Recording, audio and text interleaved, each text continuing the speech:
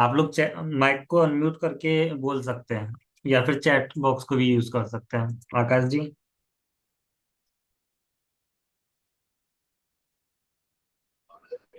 हाँ जी, yes. Sir अच्छे हैं, आप बताइए। बिल्कुल, मैं बहुत अच्छा हूँ। और आपकी फर्स्ट क्लास है जूम पर। ये हम लास्ट दो क्लासेस और कर चुके हैं। तो एनी आइडिया, जी सर। एनी आइडिया हम किस तरह से प्रोसेस हाँ, कर रहे हैं? सर मैं कल लास्ट में एकदम ज्वाइन किया था जब आपने कहा कि अब 40 मिनट का समय पूरा हो रहा है, तब मैंने ज्वाइन किया था। तो फिलहाल तो अभी उतना ज़्यादा कोई आइडिया नहीं है, पर देखते ओके, हैं क्लास जैसे चलती है आगे। ठीक है। मेरा भी मिस हो गया था कल कल की क्लास, कल की और परसों की मैंने भी अटेंड नहीं किया। कोई नहीं, कोई इशू नहीं है। तो मैं बता दूं, हम लोग जो बिगनर लेवल के अकॉर्डिंग स्टार्ट कर रहे हैं। टोटल 100 टॉपिक्स अभी प्लान किए हैं over a period of next 3 months. जो डेली हम आधा घंटे के लिए मिलेंगे, 30 मिनट्स में डिस्कस करेंगे। तो पहले ओके। हमने डिस्कस किया था कि ऑकल्ट साइंस होता क्या है, उसका एक इंट्रोडक्शन लिया था। और क्या क्या फील्ड्स इसमें आते हैं ऑकल्ट साइंस में, वो सारी बातें हमने की थी। वापस से एक बार रिपीट कर देता हूँ शॉर्ट में। ऑकल्ट साइंस में कई सारे फील्ड्स आते हैं। एस्ट्रोलॉजी है, न्यूमरोलॉजी है, टैरो कार्ड्स हैं, आकाशिक रीडिंग है, पास्ट लाइफ रिग्रेशन है।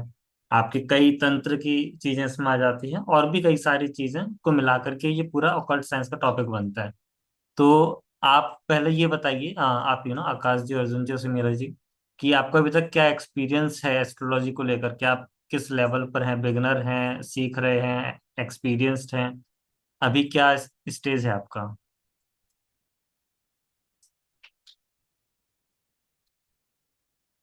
से मेरा तो बिगनर ही है, अभी फर्स्ट ही है, मतलब फर्स्ट टाइम मैंने एस्ट्रोलॉजी स्टडी किया है। So okay. इंटरेस्टिंग लग रहा है मुझे, कि लाइफ के साथ कैसे कनेक्ट करते हैं, कैसे चीजें अफेक्ट करती है। मैंने कई चीजें ज्वाइन करके देखी है, वो सच में वैसी सही होती है ना, as per the charts and all. जी। तो वहां पे मुझे इंटरेस्ट डेवलप हुआ, कि इसको स्टडी करना है। और okay, very good. Akash ji, Arjun जी।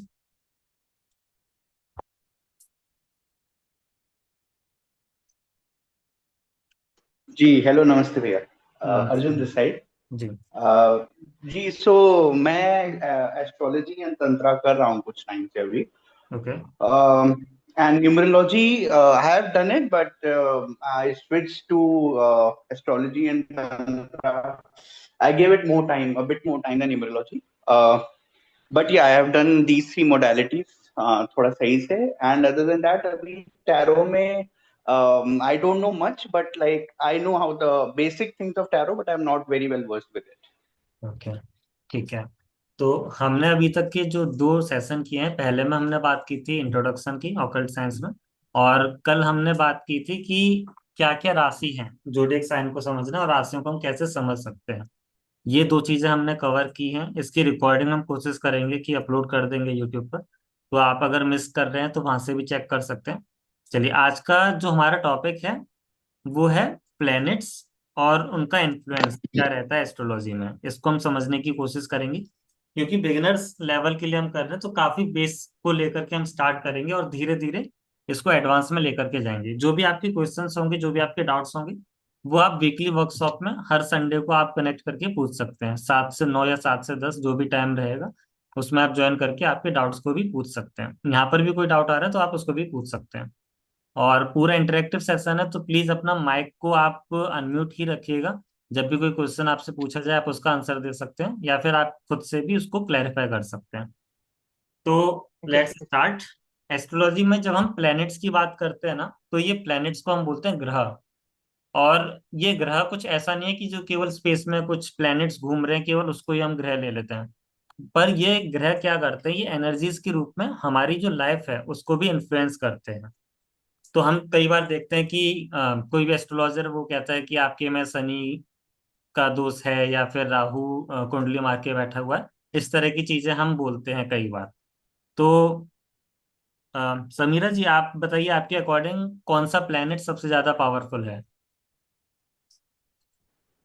तो मतलब मेरे लिए तो like like as a female मुझे तो वीनस ज्यादा लगता है वीनस बहुत इम्पोर्टेंट है okay. When it comes to relationship, when it comes to marriage, because मेरा वीनस काफी वीक है, काफी हम्म। थिंग्स, काफी टाइम से रिलेशनशिप इश्यूज आ रहे हैं, तो हम्म। वो मेरे लिए फिलहाल for a girl I think Venus बहुत इम्पोर्टेंट होता है, ओके।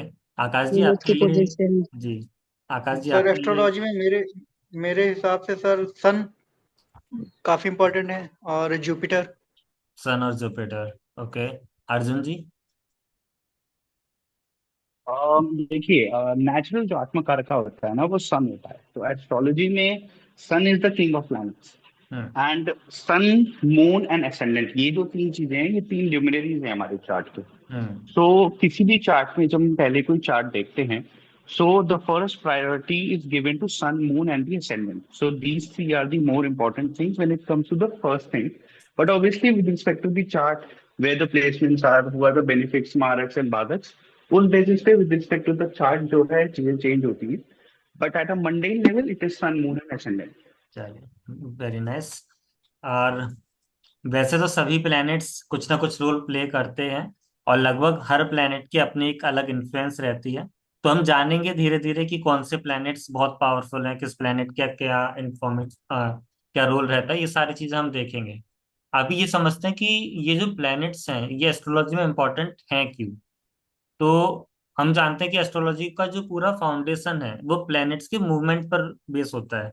कि प्लैनेट अगर ट्रांजिट कर रहा है, एक राशि से दूसरी राशि में जा रहा है, आपके किस घर में बैठा हुआ है, उन सबसे भी काफी चीजें हम लोग डिटरमाइन कर सकते हैं। तो आप देखोगे आपका जो बर्थ चार्ट होगा उसमें प्लैनेट्स की पोजीशन आपकी कई बार पर्सनैलिटी को बताएगा, आपकी लाइफ में क्या इवेंट्स होने वाले हैं उनको बताएगा, कई बार अपॉर्चुनिटीज और चैलेंजेस को भी बताएगा। तो अभी आपका बर्थ चार्ट है, उसमें आपके प्लेनेट क्या पोजीशन में बैठे हैं ये सबसे पहली चीज रहती है। और उसके बाद वो जो प्लैनेट्स हैं वो घूमते रहते हैं, ट्रांजिट करते हैं, तो उसका भी काफी इफेक्ट पड़ता है आपके एनालिसिस में। तो जो ग्रह हम बोलते हैं उसका मतलब भी यही है कि जो पकड़ता है, जो किसी चीज को होल्ड करके रखता है, यानी कि प्लैनेट्स क्या करते हैं, ये हमारी एनर्जी को पकड़ करके उसको गाइड करते हैं। तो सोना जी आप बताइए कि आपको क्या लगता है कि प्लैनेट्स की जो एनर्जी है ये सिर्फ बर्थ के टाइम ही इफेक्ट करती है या फिर पूरी लाइफ में चलती रहती है।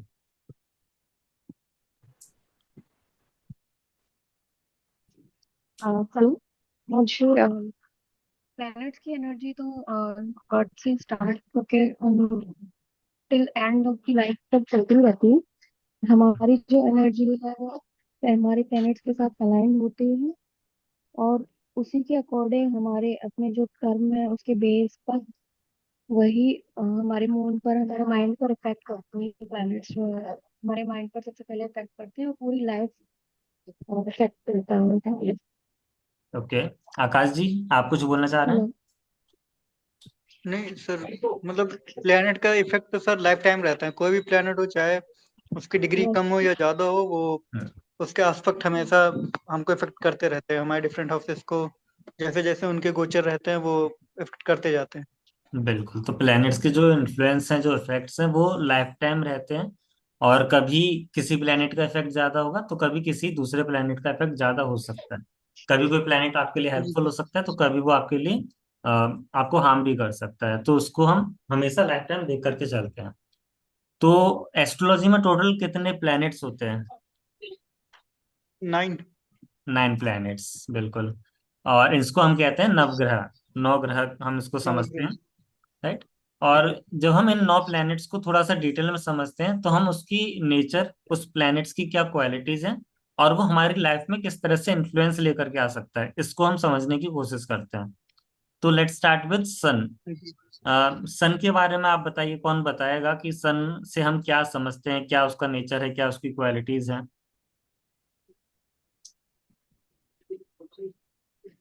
सर सन को एज अ किंग कंसिडर किया जाता है एस्ट्रोलॉजी में।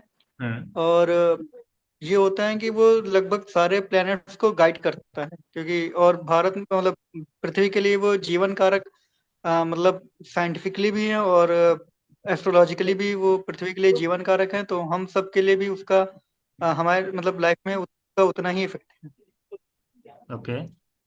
सोना जी। पियर्सिंग। जी।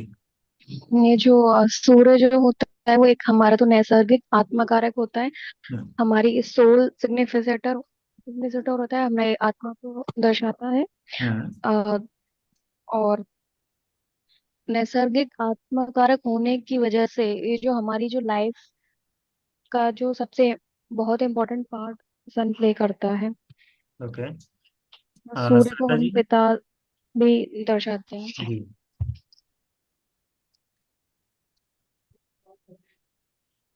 श्वेता जी, अर्जुन जी। मैं बोल सकता हूँ सन के बारे में। जी बिल्कुल बिल्कुल। जी जी। सो मेरे हिसाब से देखिए, सन क्या है? सन फादर है, सन गवर्नमेंट है, सन नेचुरल आत्मकारक है, सन नेचुरल फिफ्थ लॉर्ड का सिग्निफिकेटर है, सो बच्चों को दर्शाता है। थोड़ा सा मैं करेक्शन कहूंगा आकाश जी को कि jeev karak is not Sun, it is Jupiter. वो थोड़ा सा, वो कोई बात नहीं, वो तो थोड़ा बट तो और सन के साथ क्या है ना कि सन जहां पे भी बैठता है वहां सेपरेशन देता है लोगों को। जैसे फॉर एग्जाम्पल अगर वो सेकंड हाउस में बैठ गया and there is no benefic aspect, तो थोड़ा सा वहां पे separation with the family, misunderstanding. तो सन का थोड़ा सा ये हो जाता है। सन अगर किसी के चार्ट में अच्छा है, so he will get a lot of fame, तो सन फेम का भी कारक है। And secondly government authority father, that's all I told. एक चीज और है कि सन एरीज में आके एग्जॉल्ट होता है। सो सन को ना एक्शन लेना, डिसिप्लिन में रहना, एंथुजियास्टिक रहना, इस सब का कारक भी सन होता है।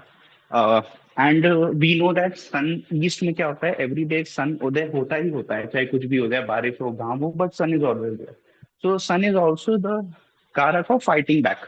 हम्म। सो सन की ये सिग्निफिकेटर है। एंड सेकेंडली जैसे जैसे अब हम आगे बढ़ेंगे तो there are many other signification जो डिविजनल चार्ट से चेंज होते हैं, बट वी बिल्कुल will get into it once it gets ahead. बिल्कुल। तो हम सन को भी थोड़ा सा एक बार देखते हैं कि सन रिप्रेजेंट और भी क्या करता है। सोल को तो करता ही है, साथ ही किसी व्यक्ति में कितना कॉन्फिडेंस हो सकता है इसको भी सन से समझा जा सकता है। वो किस अथॉरिटी पर रहेगा, क्या उसकी अथॉरिटी रहेगी, उसको भी हम देख सकते हैं। और उसकी हेल्थ कैसी रहेगी, इसको भी हम कई बार सन से चेक कर सकते हैं। अगर आपका हम सन, इम्यूनिटी को भी सन से ही सॉरी, कैलकुलेट कर सकते हैं। इम्यूनिटी इम्यूनिटी पावर बिल्कुल इम्यूनिटी पावर बिल्कुल, इम्यूनिटी को भी आप सन से चेक कर सकते हैं। अगर आपका सन स्ट्रांग है तो लीडरशिप स्किल्स आपकी अच्छी होगी, फेम अच्छी होगी, और वाइटलिटी भी आपकी काफी अच्छी रहेगी। अगर सन वीक है तो आप देखोगे ऐसे लोगों को कॉन्फिडेंस काफी कम रहता है और हेल्थ इश्यूज भी काफी ज्यादा रहते हैं। इसके बाद नेक्स्ट प्लेनेट है चंद्र, मून। तो मून के बारे में आप बताइए, क्या समझते हैं मून से, क्या रिप्रेजेंट करता है।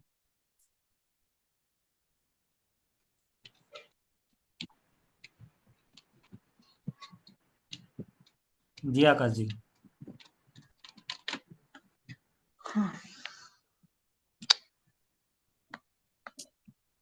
मून हमारी माता को भी रिप्रेजेंट करता है, हमारे मन मन को रिप्रेजेंट करता है। और जो हमारा मून का जो नक्षत्र होता है उसको हम जन्म नक्षत्र भी कहते हैं, इसलिए मून एक बहुत ज्यादा इम्पोर्टेंट रोल प्ले करता है हमारी चार्ट में। बिल्कुल। मून का नेचर है नर्चरिंग नेचर, नर्चर करना, केयर करना, सॉफ्ट नेचर है। जी और शीतलता यानी कि पीस, काम, और मन को शांत रखना, ये मून के ही नेचर में है। जिस बिल्कुल। तरह से कंफर्ट, हम अपनी माँ के पास आके कंफर्टेबल जैसा फील करते हैं, तो ये हमारे मून के ही, मून अच्छा होगा तो इंसान का मन बहुत अच्छा होगा, बहुत कंफर्ट फील करेगा वो अपने, परफेक्ट। मेंटल पीस बहुत अच्छी होगी उसकी। परफेक्ट। अगर मून स्ट्रांग है तो क्या क्या पॉजिटिव चीजें देखने को मिलेगी। अगर मून स्ट्रांग है तो हमारे इमोशंस काफी स्टेबल रहेंगे, मूड स्विंग्स नहीं होते हैं, मदर के साथ अच्छे रिलेशन होते हैं। और मदर के साथ साथ जो मैटरनल साइड होती है, नानी के ननिहाल का, शायद शायद मतलब मैं ऐसे गेस कर रहा हूँ हम्म। कि वहां से भी रिलेशन अच्छे रहते हैं। हम्म। और जो मतलब क्या कहते हैं ना, अगर जो बिजनेस को लेकर देखा जाए तो पानी से रिलेटेड जो भी, लिक्विड से रिलेटेड जो भी है, उसको रिलेटेड हमारा मतलब जो बिजनेस हो वो प्रॉफिटेबल होता है। Okay, very nice. चलिए अब नेक्स्ट अगले प्लेनेट पर आते हैं, मंगल, मार्स। मार्स के बारे में बताइए अर्जुन जी। कमांडर। मार्स को हम अंडरस्टैंड करते हैं अग्नि से। सो हम्म। टिपिकल एस्ट्रोलॉजी में अगर हम लोग जाएंगे तो मार्स में दो देवता अटैच होते हैं, हनुमान जी एंड स्कंदा। तो मुर्गन भी कहते हैं साउथ में उनको। सबसे पहले तो इनके देवता both were known for their fighting skills, both were known. एक तो जनरल में देवताओं के, और एक Hanuman ji, we all know. Although Hanuman ji में devotion and all that thing is also there, but initially जो हम लोग कांड पढ़ते हैं, सुंदरकांड एंड ऑल दैट, तो उसमें पहला वर्णन हनुमान जी का है जो वॉरियर ही आता ओके। और अगर मार्स है। तो स्ट्रॉन्ग है तो क्या एंड चीजें अगर हम होती बजरंग हैं? बाण भी पढ़ेंगे तो शुरू में भी हम मार्स स्ट्रॉन्ग है तो इंसान में फाइटिंग स्पिरिट होता है। इंसान can be a very good cook, because cooking को मार्स दर्शाता है। हम्म। क्योंकि मार्स एट लॉर्ड है, and at the same time eight lord दर्शाता है हिडन चीजों को। तो वैसे तो राहु भी हिडन गेम्स को दिखाता है, बट अगर मार्स किसी का स्ट्रांग होता है, सॉरी केतु है एट लॉर्ड, फोर लॉर्ड उसका, सो केतु एंड मार्स अगर किसी के चार्ट में साथ में होते हैं, सो एक बुरा एस्पेक्ट सर्जन को दिखा सकता है, बट अच्छा एस्पेक्ट मार्स केतु का ये है कि जो सडन गेन्स होते हैं किसी को, तो there are some people who get sudden gains by inheritance and all that, तो वो भी मार्स दिखा सकता है अगर it is good in the chart. And एक चीज और मार्स की अच्छी है कि मार्स ना बहुत ओबीडियंट होता है। तो अगर किसी का मार्स अच्छा है तो he will be a good team player, because अगर उसको कोई उसका सीनियर जो उसको बोलता है, he is ready to act upon it. तो ये मार्स की कुछ अच्छी चीजें हैं। ओके। और अगर मार्स वीक है तो क्या होगा? अगर मार्स वीक है तो इंसान अपने लिए स्टैंड अप नहीं कर पाएगा, तो हम्म। उसको लोग कुछ भी बोल सकते हैं, and he will not be able to make a case for himself. इंसान के अंदर जो fighting spirit in the real sense and in the, और कभी कभी क्या होगा, आपा बहुत जल्दी खो देगा, क्योंकि बुरा मार्क्स ये भी दर्शाता है कि आप गलत जगह पे आपा खो रहे हम्म। हो।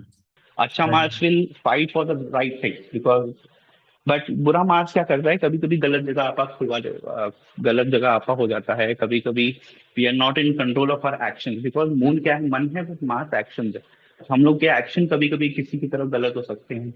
हम्म। And so these are the kind of things that Mars, elder brother के साथ रिलेशन खराब हो सकता है, बिकॉज मार्स एल्डर ब्रदर को दिखाता है। So these are the.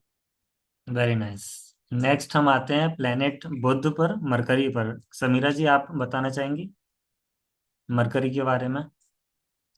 हाँ, मर्क्यूरी बेसिकली कम्युनिकेशन को रिलेट करता है, किस तरह से हम कम्युनिकेट करते हैं प्रॉपरली। और अगर उसमें कुछ प्रॉब्लम होती है या अफेक्टेड होता है, अफ्लिक्टेड या डेबिलिटेटेड होता है, तो उससे भी बहुत सी प्रॉब्लम्स होती है कम्युनिकेशन में, और स्किन के भी इश्यूज होते हैं, हम्म। स्किन और से रिलेटेड इश्यूज। बिल्कुल बिल्कुल, अगर मरकरी स्ट्रांग है तो आप काफी अच्छे स्पीकर हो सकते हैं, आपका माइंड काफी साफ हो सकता है। हाँ। बट अगर मरकरी वीक है तो आपकी जो कम्युनिकेशन है वो वीक हो जाएगी, कई बार मिसकम्युनिकेशन होने लगेगा, और डिसीजन मेकिंग स्किल्स भी हाँ। स्ट्रांग नहीं रहेगी अगर आपका मरकरी वीक हो जाता है तब। हम्म। राइट। अगर मरकरी यस। में आप देखोगे तो मरकरी आपकी बिजनेस स्किल्स को भी दिखाता है, आपके इंटेलिजेंस को बिजनेस। भी दिखाता है। हम्म। ओके। हम्म। और चलिए नेक्स्ट प्लेनेट पे आते हैं, जुपिटर, गुरु। सोना जी आप बताएंगे?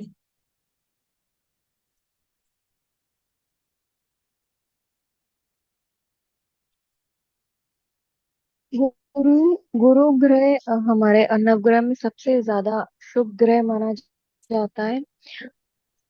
और गुरु ग्रह की जो ब्लेसिंग्स होती हैं वो सभी ग्रह के जो नेगेटिव इफेक्ट्स को है वो कम करने में या उसको कोप अप करने में हमें हेल्प मिलती है। गुरु की दृष्टि बहुत अच्छी मानी जाती है। ओके। और गुरु ग्रह को हम जीव कारक भी बोलते हैं, जिस तरह से 22 और ज्ञान का जो प्रतीक है, ज्ञान है उसमें, मतलब किसी को भी सिखाना पढ़ाना, किसी को अच्छे मार्ग पे मार्गदर्शन देना, ये सभी गुरु के ही ट्रेड्स में आते हैं। ओके।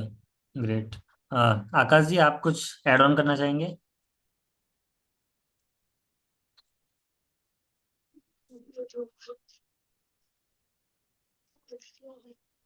नहीं सर, मतलब मुझे लगता है सफिशिएंट। जो सब लोग हम्म। बता रहे हैं वो पर्याप्त है।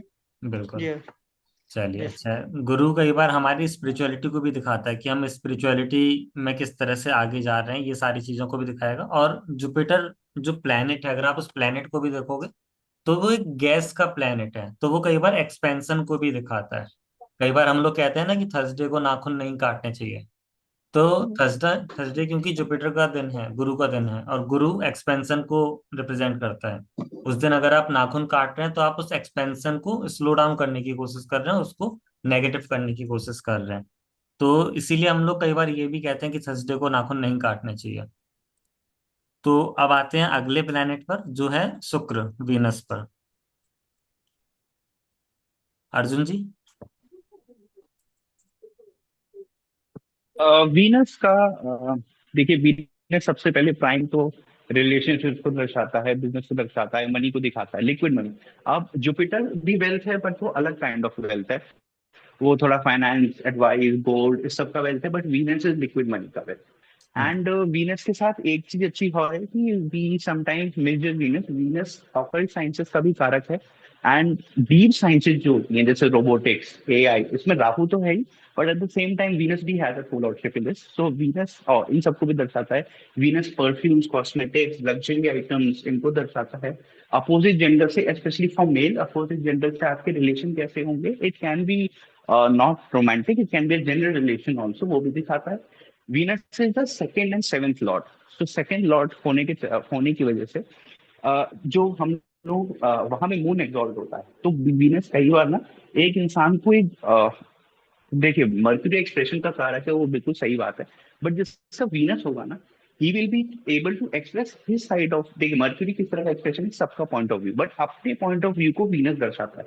सो वीनस सेकंड हाउस का कारक है, सेवेंथ हाउस का कारक है, तो उसमें बिजनेस रिलेशनशिप मैंने I told it, and medical, deep sciences, ये बेसिकली वीनस का है। एक चीज और है कि वीनस का एस्पेक्ट जिस घर पे पड़ता है, उस घर से रिलेटेड आपको जीवन में एक, या तो वीनस उस नक्षत्र में होना चाहिए, या वीनस का एस्पेक्ट जिस घर पे पड़ता है उस घर से रिलेटेड एक इवेंट होता है किसी के लाइफ में एट द एज ऑफ 32। सो हम्म। ये एक चीज है वीनस के बारे बिल्कुल। और अगर वीनस आपका स्ट्रांग है और वीक है तो क्या डिफरेंसेस लेकर के आएगा? में। देखिए, अगर वीनस आपका स्ट्रांग है, वीक है पे आ जाते हैं पहले। अगर किसी का वीनस वीक है, तो उसको पहले तो बिजनेस में नहीं जाना चाहिए, बिकॉज बिजनेस में क्या होगा कि लोग उसका फायदा उठा सकते हैं, या वो लोगों का फायदा उठा सकता है। अगर उसका राहु एफ्लिक्टेड है तो वो उठाएगा, अगर उस दूसरे का है तो वो उठाएगा। दूसरी चीज कि जैसे किसी का वीनस राहु साथ में होता है, तो राहु क्या है ना, ऑब्सेशन का कारक है। तो कई बार अगर वीनस एफ्लिक्टेड है तो आपकी चाह बहुत ज्यादा होती है उस प्लेनेट से, बट राहु क्या करता है, वो तरसाता रहता है। So what it does is कि it gives you illusion, it gives you scenario जहाँ पे आपको लगेगा कि आपको चीज फुलफिल हो रही है, बट नहीं। सिमिलरली अगर वीनस केतु है, या वीनस पे मार्स की दृष्टि, तो इन सब चीजों में क्या होता है ना कि वीनस आपको टेस्ट करता है। तो वीनस की टेस्टिंग क्या है, वो आपको रिलेशनशिप की टेस्ट करेगा, फैमिली से रिलेटेड टेस्ट करेगा, आपको बिजनेस में टेस्ट कर देगा। आपको कई बार, बिकॉज केतु तो सेंटली कारक है, बट किसी का वीनस एफ्लिक्ट हो तो वो अपना ध्यान नहीं रख पाता। मतलब लोग कहते हैं कि अरे नहा ले, या मतलब कहीं घूमा, या मतलब तो उतना ध्यान नहीं देता है एंड ऑल दैट। तो ये वीनस बुरा है। अगर वीनस अच्छा है, then obviously people, person will well maintain, person will like to take care of himself, person will be good at relationship, and good at relationship doesn't mean कि 10 relationship, good मतलब कि एक ही चली बट पूरी चली, that is a good। अगर किसी की 10 रिलेशनशिप है, that is also afflicted Venus, that is not a good Venus। Because क्या हो रहा है कि आप ढूंढ रहे हो वीनस को, बट आपको मिल नहीं रहा। तो क्योंकि वीनस भी एक गुरु है, तो वीनस ऑल दो दैती गुरु है, बट एक गुरु का काम लॉन्ग टर्म होता है हमेशा। तो वीनस में ये एक चीज है। अगर वीनस किसी का अच्छा है तो उसको लग्जरी से रहना बहुत पसंद होगा, उसे लग्जरी आइटम्स का ज्ञान बहुत अच्छा होगा, हाई एंड चीजों का शौक होगा, गाड़ियों का शौक होगा। बिकॉज वीनस क्या है, गाड़ियों का भी कारक है। तो किसी का अगर वीनस एफ्लिक्टेड है तो उसको अजीब गरीब गाड़ियां पसंद आती हैं। किसी का जुपिटर के साथ है तो बड़ी गाड़ियां, किसी को केतु के साथ है तो छोटी गाड़ियां हैं, कटी हुई गाड़ियां, किसी को सैटर्न के साथ तो लंबी सेडान टाइप गाड़ियां। तो ये सब है वीनस के साथ। Very nice, very nicely explained Arjun ji. अब नेक्स्ट प्लेनेट पर आते हैं, सनी, सैटर्न। हाँ अर्जुन सनी जी, आपने बताया कि Venus ji.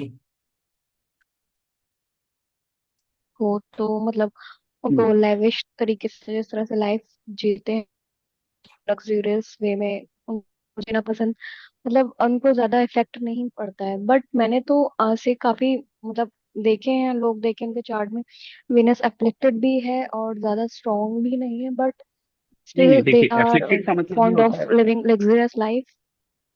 I get it. See what I meant is, जैसे मैंने पहले भी कहा, एफ्लिक्टेड वीनस क्या है, या तो आपको बहुत चाह दे देगा या तो कम चाह देगा। गुड वीनस क्या है कि आपको राइट प्रोपोर्शन में चाह देगा। जैसे मैंने पहले एग्जांपल यूज किया, having 10 relationships is also afflicted Venus. Because आप क्या कर रहे हो, आप वीनस से टेस्ट हो रहे हो। वीनस एक गुरु है, वीनस का काम लॉन्ग टर्म है, राइट। सो हमें ये समझना पड़ेगा कि कोई भी चीज अगर एक्सट्रीम है तो आपका प्लेनेट सही काम नहीं कर रहा। अगर कोई चीज राइट प्रोपोर्शन में तो ही आपका प्लेनेट सही काम कर रहा है।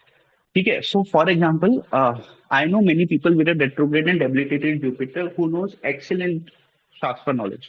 एक्सीलेंट, मतलब उनसे आप डिबेट कर नहीं सकते, देवराट ऑल द धार्मिक है। तो उनके अंदर वो ऑब्सेशन है, उनके अंदर वो चाह है, वो हंगर है। भले वो उसको we will consider both, but like in a practical sense if you ask someone that you know you are spending unconventional time on those things, so koi normal army will not understand it. We are from the field, so we understand things, you know, we are also obsessed with it. So it's not about कि आपको obsession है कि नहीं, it's about कि proportion क्या है obsession का। अगर किसी का वीनस एफ्लिक्टेड है और आत्मा कारक है, तो ऑब्वियसली क्योंकि वो आत्मा कारक है, so that guy will obviously love to live with comfort, और आत्मा का कारक वो हो गया, भले ही एफ्लिक्टेड हो। सिमिलरली वीनस का एस्पेक्ट जो एफ्लिक्टेड है लेकिन एस्पेक्ट अच्छी जगह है, नवाज में अच्छा बैठा है। सो कई चीजें हैं। अब एक प्लेसमेंट से आप ये नहीं कह सकते कि किसी को ये शौक होगा कि नहीं। अब मैंने वीनस राहु कहा कि वीनस राहु ऑब्सेशन दे सकता है रिलेशनशिप से, लेकिन ऐसा जरूरी थोड़ी है। There are billions of people, not billion but millions तो होंगे ही जिनको वीनस राहु होगा। डजंट मीन कि उन लोगों को ऑब्सेशन है रिलेशनशिप से। कई लोगों मेरा को भी धोखा भी मिल रहा वीनस और होगा। राहु है साथ में, आई मीन मेरा भी फर्स्ट हमें हाउस में है। पूरे चार्ट जी, तो हमें पूरे चार्ट में बहुत सारी चीजें, सिर्फ एक हम प्लेसमेंट से या फिर एक युति से हम ऐसे किसी कंक्लूजन पे नहीं पहुंच सकते। ये तो हम जनरल प्रिडिक्शन यस, कर सकते हैं कि इस तरह से यस, ऐसा हो सकता है। Yes, yes, yes, yes. तो we are only talking about general predictions because अभी we are at a very, मतलब अभी तो बेसिक बात हो रही है because, but when we look at it a broader picture, if we are in a class and we are doing live examples of people and I have your chart in front of you and I'm not able to pick it up that you have a luxury lifestyle after looking the chart, then it's wrong. But आपको समझना चाहिए, देखिए 12 घर हैं, 9 planets हैं, 12 राशियां हैं, उसके ऊपर डिविजनल चार्ट्स हैं। अब उसमें एक पोजीशन का we are telling it doesn't mean कि हर चीज पे अप्लाई हुआ। इतने सारे परम्यूटेशन कॉम्बिनेशन है। And just for the record, देखिए D1 chart is fine, but अगर आप लोगों से पूछेंगे जो प्रोफेशनल एस्ट्रोलॉजी कर रहे हैं, many people use D60 more than D1। सो D60, D9, D1, और D60, D9, D3, D1, ये ऑर्डर ऑफ प्रेफरेंस होता है जो लोग प्रोफेशनली चार्ट सेट करते हैं। तो D1 से भी इंपॉर्टेंट D60 होता है। तो महर्षि प्राचीन ने 4.5 पॉइंट दिए हैं D60 को। तो ये सब आप नेट पे देख सकते हो, खैर, बट उसमें डिटेल में नहीं जाता हूँ मैं। बट एक पोजीशन से आपने बिल्कुल सही कहा कि वीनस ऐसा हो सकता है, भाई वीनस केतु हो लेकिन या वीनस एफ्लिक्टेड हो, उसको शॉक नहीं है। इट्स ओनली बिकॉज वो होल चार्ट का रिजल्ट है, right. One planet is not giving it's result. ऐसा हो सकता है, मान लीजिए वो जुपिटर की राशि में, आप चेक करिएगा, जुपिटर एक्सपैंड कर रहा है, जुपिटर चाह दे रहा है, या 11th एक्वेरियस में, एक्वेरियस के फुल लॉर्ड है, एक्वेरियस का फुल लॉर्ड राहु है, वो दे देगा चाह। सो यू नो आप ऐसे नहीं कह सकते। वो एक, जैसे मैंने एक चार्ट देखा था, वीनस रेट्रोग्रेड था, आत्मकारक था, and that person is a multi millionaire. So अब आप पूछोगे अरे रेट्रोग्रेड भी है and it's not in a good position, 6 lord था, बट ऐसे नहीं चलता, राइट। लोगों को काफी चीजें देखनी होती है। चलिए अर्जुन, जिसको भी हम डिटेल में डिस्कस करेंगे जब थोड़ा एडवांस लेवल पर आएंगे, तब चीज़ें और ज़्यादा क्लियर होगी। अभी क्योंकि हम बिगनर्स जी लेवल जी। की बात कर रहे हैं, तो let's start with planet Saturn, Shani की बात करते हैं। समीरा जी, आप बताना चाहेंगे शनि के बारे में?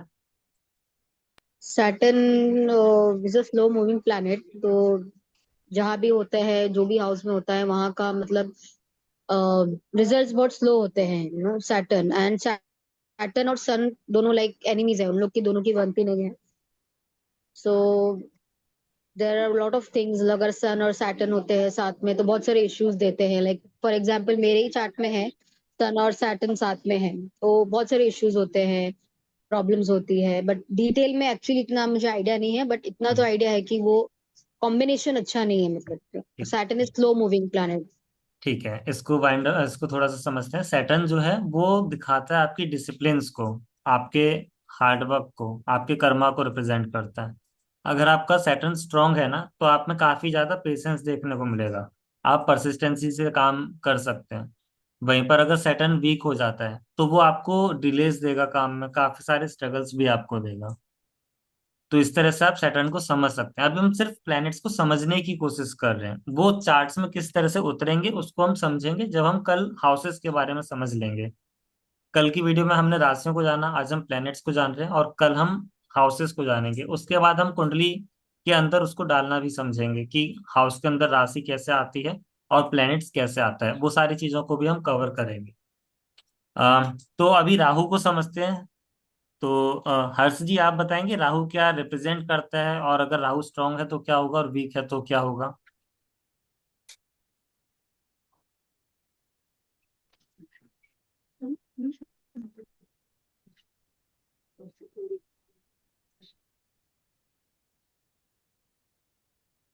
हर्ष जी आपकी आवाज नहीं आ रही है वैसे।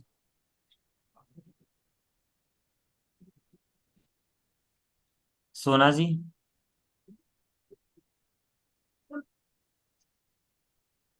जी, राहु को हम अगर मेनली वर्ड से डिनोट करेंगे तो Rahu is outsider, Rahu is hmm. Out of the box.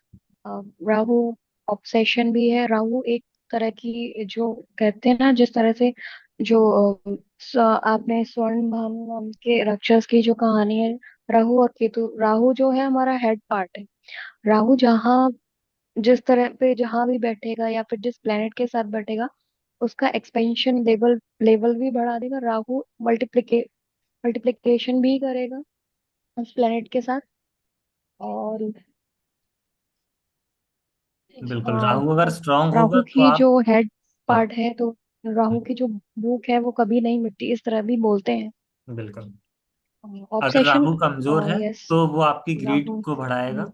अगर राहु स्ट्रांग है तो वो आपको राइज देगा, सडन राइज देगा, और हाँ। आप स्ट्रेटजीज भी काफी अच्छी से बना पाएंगे। लेकिन राहु मेनली रिप्रेजेंट करता है कई बार आपके अंदर होने वाले इल्यूजन्स को, फॉरेन कनेक्शंस को भी बताता है। और हरजी कह रहे हैं Rahu gives karmic, out of the box and डिजिलेट एटसेट्रा। बिल्कुल। तो ये चीजें हैं राहु के लिए। नेक्स्ट और जो हमारा लास्ट प्लेनेट है वो है केतु।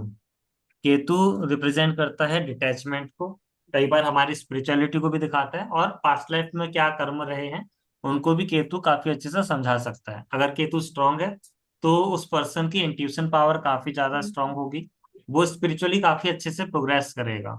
वहीं अगर केतु वीक है तो उसको डायरेक्शन की कमी रहेगी, लैक ऑफ डायरेक्शन रहेगा, और वो आइसोलेशन में रहना ज्यादा पसंद करेगा, अकेला रहना नॉर्मली ज्यादा पसंद करता है। तो आप में से किसी का क्या केतु है फर्स्ट हाउस में, और आपको फर्स्ट स्पिरिचुअल जर्नी में हाउस में नहीं इंटरेस्ट है, हो। बट मूला। मेरा सेवेंथ हाउस में है। सेवेंथ हाउस में केतु। ओके। और अ, फर्स्ट में नहीं है, बट हाँ, फर्स्ट एरीज में है, यानी कि केतु हम्म, अपने ही नक्षत्र में है, अपने ही अश्विनी में। नक्षत्र में। तो ओके। वो केतु का इफेक्ट वहां से थोड़ा बढ़ जाता है। और जो मूलांक होता है 7 नंबर, वो भी हम्म। केतु का होता है, इसलिए वो मेरा है। तो मैं थोड़ी एसोसिएट हूँ केतु से। ओके। और जयश्री जी कह रहे हैं कि केतु की जो दशा है वो एस्ट्रोलॉजी में ले आई। बिल्कुल, जब भी केतु की आपकी दशा चलती है तो उससे भी आप एस्ट्रोलॉजी में या फिर स्पिरिचुअल फील्ड्स में आ सकते हैं। आप एक छोटा सा टॉपिक है इसको कवर करेंगे, बेनिफिक और मैलेफिक प्लैनेट्स। कई बार हम बोलते हैं शुभ ग्रह होते हैं और कुछ अशुभ ग्रह होते हैं, इस तरह से रहता है।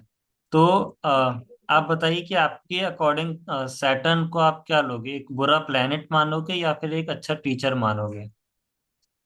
Saturn malefic. Malefic, okay. Planets Saturn तो हमेशा वैसे दोनों मेलेफिक नेचर में होते हैं, वो कैटेगरी शुभ भी रहेंगे और अशुभ भी रहेंगे। संतोष जी आप कुछ बोलना चाहेंगे। है। हाँ, प्लैनेट सैटर्न तो मैलेफिक टीचर है, तो इसी तरह की हम मान सकते हैं। ओके। कलयुग में सैटर्न इज गुरु ऑफ कलयुग, हम्म। इसी तरह के हम बोल सकते हैं, क्योंकि बिल्कुल। कर्म करने के लिए हम इस धरती पे आए हैं, तो उसी तरह। Okay, very nice. Harsh ji कुछ बताना चाह रहे हैं, Google teacher, Saturn is a Google teacher. Okay, this is something new. Harsh ji try कीजिए अगर सैटर्न मैं। Is strict good teacher. Teacher, okay, good teacher, हाँ Saturn is a good teacher.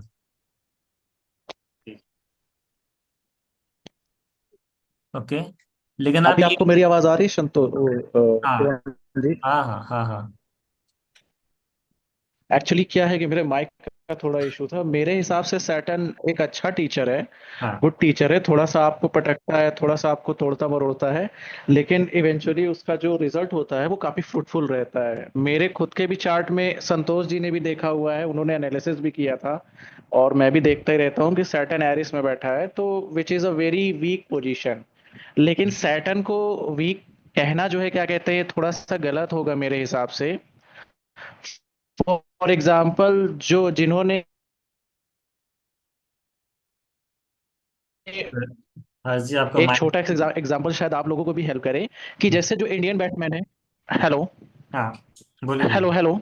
बोलिए बोलिए। शिवन हाँ जी, जी। आपको मेरी आवाज आ यस, रही है? थोड़ा सा मेरा यस, माइक का इशू है। ठीक है, मैं आगे बोलता हूँ। यस, हर्षी, यू आर ऑडिबल। हाँ हाँ, ठीक है। एक्चुअली क्या होता है कि जैसे इंडियन बैट्समैन होते हैं, उनको इंडियन पिचेस में खेलना अच्छा लगता है। वो ऑस्ट्रेलियन पिचेस में उनके हिसाब से सिचुएशन नहीं मिलती, वो अच्छे से नहीं खेल पाते। लेकिन फिर कुछ स्ट्रांग माइंडसेट के लोग आते हैं, जैसे विराट कोहली, रोहित शर्मा जैसे लोग, जो इवन ऑस्ट्रेलियन पिचेस में ही खेलना पसंद करते हैं। तो इट जस्ट कि आपको सिचुएशन कैसी मिलती है और आपका माइंडसेट कैसा है। तो सैटर्न मेरे हिसाब से is a very good teacher, even better than गुरु, क्योंकि गुरु आपको बहुत ज्यादा लग्जरी चीज दे देता है, आपका कैरेक्टर ग्रो नहीं हो पाता, आप उसमें लग्जरी में फंस कर रह जाते हैं। लेकिन सैटर्न है, वो आपको तोड़ मरोड़ कर लास्ट में उस लायक बनाता है। That's why I am saying. बिल्कुल बिल्कुल हर्ष जी।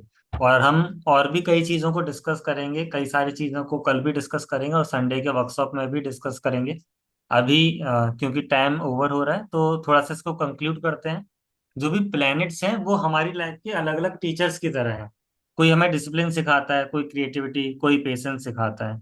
तो एस्ट्रोलॉजी में हम इन टीचर्स के टाइम टेबल को पढ़ते हैं ताकि हम सही समय पर सही डिसीजन ले सकें। तो इसी के साथ हम आज के सेशन को खत्म करेंगे और कल मिलेंगे, जब हम 12 हाउसेस के बारे में समझेंगे। आपके बर्थ चार्ट की जो 12 हाउसेस होते हैं उसका एक ओवरव्यू लेंगे। Thank you so much everyone for being connected, और कल वापस से 10 बजे मिलते हैं।